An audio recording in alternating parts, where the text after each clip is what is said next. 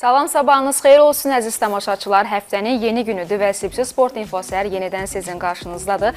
Bugünə dəyərli həmkarım Nurlanla bərabər bir-birindən maraqlı idman xəbərlərini sizə təqdim edəcəyik. Sabahın xeyir olsun Nurlan. Sabahın xeyir Xəyələ, sənin və bütün dəyərli izləyicilərimizi salamlayıram. Bəli, Novruz həftəsini geridə qoyduq və yeni həftədə əvvəlki rejimimizə qaydırıq. Saat 8 efirində yenidən sizinlə birgəyik. Elə Xəyələnin də qeyd etdiyi kimi maraqlı xəbərlərimiz var. Əlbəttə, Dünya Çempionatının təsvifat mərhələ maçları, xüsusən də Avropa zonası görüşlərinə bütün diqqətlər yönəlib. Bu oyunlara ayrı-ayrılıqda nəzər yetirəcək, ancaq kliplə başlayaq ki, əhval-ruhiyyəmizi bir qədər də yüksəldək.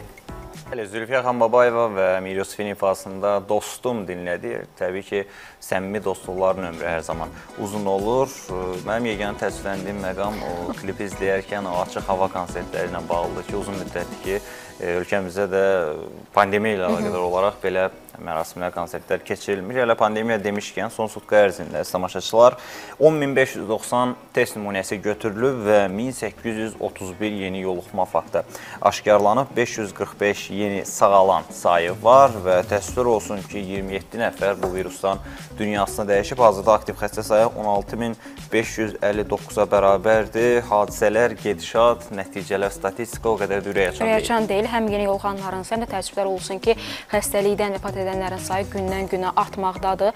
Təbii ki, bu şəraitdə bizim üzərimizə çox iş düşür. Təbii ki, maksimum şəkildə verilən tədbirlərə əməl etməliyik ki, həmin rəqəmlərin sayı daha da artmasın. Əlbəttə, özümüzün və əzizlərimizin həyatının, sağlamlığının qorunması məsələ bizdən asılıdır ki, yeni qaydalara maksimum şəkildə əməl etmək lazımdır və digər tərəfdən də maskadan istifadəni, sosial məsafəni qorumağı da unutmayaq. Təqvim rubrikası ilə davam edəcək tamaşaçılar. 29 mart tarixi maraqlıdır ki, hansı idman hadisələri ilə əlamətdardır. Milli komandamız qrupumuzun qonağı olan Qətər seçməsi ilə qarşılaşmada səfər statusundaydı görüş. Elə səfərdə keçirdi zaten, Macaristanda keçirilirdi oyun və məğlub olduq. Birinci hissə və ikinci hissə tamamilə fərqli olan oyun idi. Xüsusən də izləyənlər əlbəttə ki, daha yaxşı anlayarlar. Üstəlik, heyətdə də xeyli dəyişikliklər vardı. Portuqaliya seçməsi ilə kifayət qədər həm oyun olaraq, yəni rəqibin güclü olmasından, həm də psixoloji olaraq çox ağır bir maçdan çıxmışdı komandamız.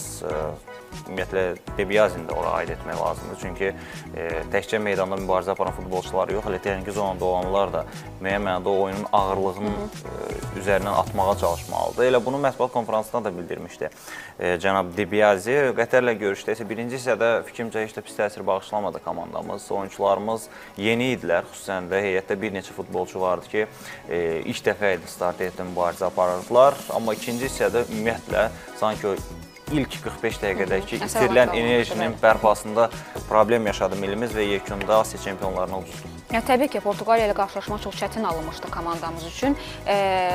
Qapımızda, özümüz öz qapımıza qol vurduq. Təbii ki, onun da bir ağırlığı, psixoloji gərginliyi futbolçuların üzərində vardı. Amma o bütün 90 dəqiqə boyu Portuqaliya millisinin o hücumlarının qarşısını almağa çalışmışdıq. O inamlı şəkildə müdafiə olunmuşdu komandamız. Təbii ki, həmin o gərginlik, o yorğunluq vardı futbolçuların üzərində və düşünürəm ki, start heyətdə olan bəzi yeni futbolçular da müəyyən baxımdan oyuna adaptasiya olmaq, yəni milli komanda yoxlaş baxımından problem yaşadılar ki, və o da nəticəyə öz təsirini göstərdi. Ümid edək ki, həmin o mənfi məqamlar tək elə yoxlama görüşlərində qalsın. Qarşıda çünki bizə çox çətin, vacib bir maç gözləyir Serbiya millisi ilə və həmin maçda millimizdən uğurlu nəticəyə ümid edək. Əlbəttə, Portuqaliya ilə oyun və Qətərlə oyun ikisi eyni deyil. Çünki ən azından komandanın adı elə hər şey deyir, yəni ölkənin adı. Portuqaliya seçməsinə qarşı oynayarkən sənin hücum futbolu oynamaq seçimin ola bilər, ancaq nəticəsi çox ağır olacaq.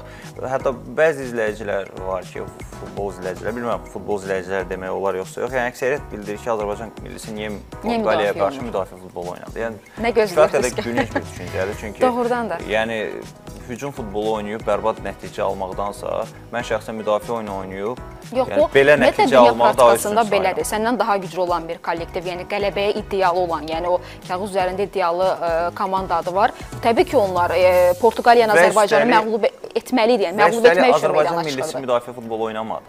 Yəni yəni bu seçim, daha doğrusu müdafiə futbolu oynadı. Bunun seçimi biz etmədik, rəqib komanda etdi. Yəni rəqib komanda o qədər yüksək təzyiqlə hücum eləyirsə, sənin başqa bir seçimin də qalmır. Həmçinin də yəni komandanın heyətinə baxmaq lazımdır. O elə adları vardı ki, həmin adların məncə elə sadəcə varlığı belə hər şeyi izah edir. Yeganə olaraq həmin qarşılaşmada, yəni Portuqaliya ilə maçda məni sevindirən məqam ana prinsip olan, yəni futbolda hazırki dönəm üçün müasir futbolçu ana prinsip olan əlindən gələni etmə məsələsində milli komandamızın oyunçuları, yəni həmin oyunda, yəni Qətərlə seçmədən söhbət getmir. Portuqaliya ilə yığmadakı, Portuqaliya yığması ilə oyunda yığmamızın oyunçuları əlindən gələni. Yəni bəli, bir çoxları da biz o maçdan sonra təbii ki, hər kəs öz fikrini bildirmişdi maçla bağlı. Yəni bildirdi ki, komandamız inamlı təsiri bağışladı, inamlı şəkildə müdafiə olundu. Həm biz azarkeşlər də fikirlərini bildirirlər ki, necə inamlı müdafiə olunmaqdır ki, öz qapımıza qovurduq. Bəli, öz kobud səhvə yol verdik həmin qarşılaşmada. Yol verilməzdi, həmin səhvlər bağışlanmazdı.